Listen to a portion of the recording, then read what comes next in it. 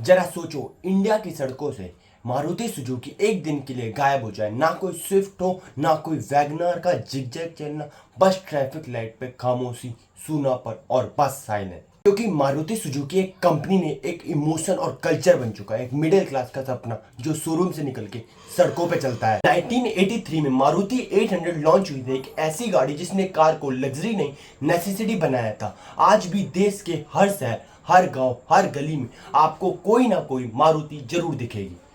Low maintenance में best मिलेगी, resale king, और सबसे बड़ी बात, भरोसे का नाम मारुति सुजुकी। जब बाकी कंपनी फीचर के नाम पे पैसे छाप रही तो मारुति सुजुकी ने कहा, मैं तुम्हारी फर्स्ट कार बनूंगी और तुम्हारा पहला सफर आसान बनाऊंगी। अगर आज भी किसी से पूछो पहली गाड़ी कौन सी थी तो जवाब आएगा मारुति थी भाई। ये तो बोलते हैं इंडिया की सड़कों का असली म्यूजिक तब बजता है जब मारुति चलती है, इसके बिना सड़क सुनसान लगेगी। तेरी भी लाइफ की पहली कार मारुति थी तो कमेंट कर मारुति।